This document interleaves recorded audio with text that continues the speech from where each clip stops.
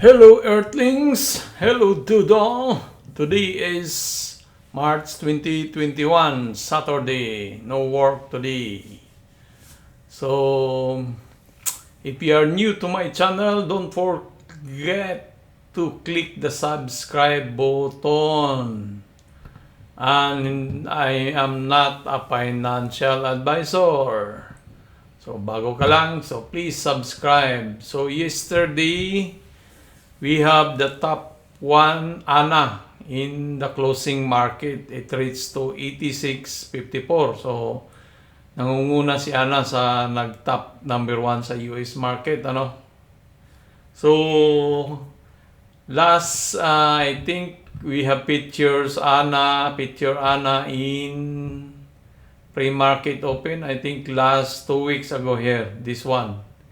This is ANA last 2 weeks ago. So, this one, see, ANA, that is 2 weeks ago with a 3 views. So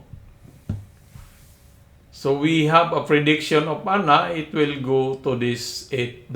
See, it has a new video because of the news. So from here, from 4, it goes up this one. So we'll take a look back, ANA, and last Thursday.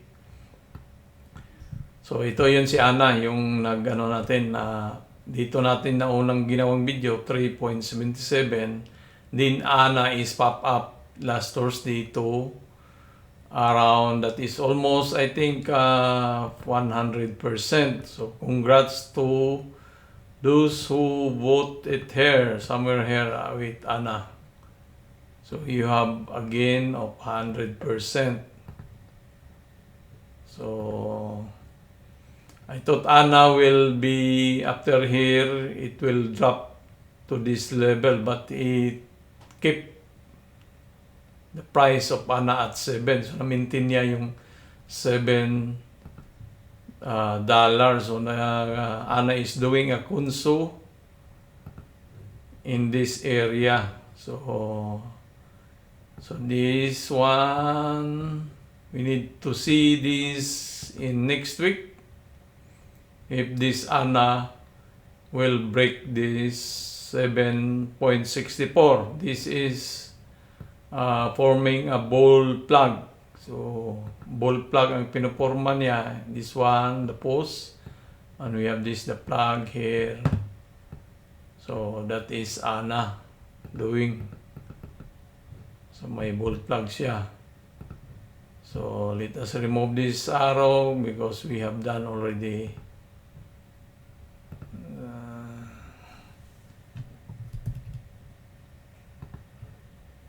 To have a clear view with ANA Bunana. So there is no news for ANA. Wala namang balita siya kahapon eh. There's no news yesterday. So in this area, it is already a gray area. So meaning the sell order black is, or the seller is, volume of seller is reducing. So bumababa na yung mga nagbibenta. So meaning we have, if ANA, there is a possibility, may pag-asa din na ANA will pop up more here, or he will make a new high, all-time high of 18, more than 18. So baka gagawa siya ng all-time high. So let us check in 1 hour if we have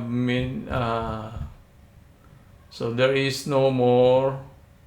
Okay, so 4 hours, still we have few sell order black. So meron pa rin tayo dito sa 4. So meaning, so there is a chance also this will be liquidated, this area here, this red sell order block. So let us check with the technical.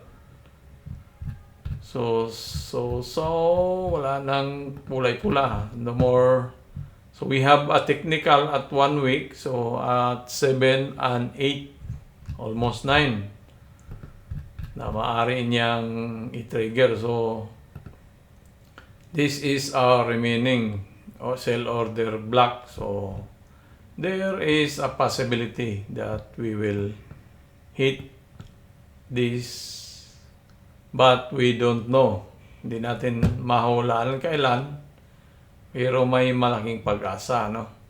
So, ANA is a technology-driven energy company which engages in supplying low-carbon natural gas and renewable natural gas to Italy. So, that is ANA. We didn't see any news, but it goes up. So, that is our update with ANA. And thank you very much. Don't forget to subscribe. I have only 10 subscribers.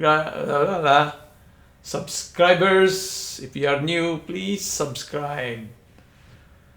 Thank you. And that is all for today. Adios mi amigos, mi amigas, babus.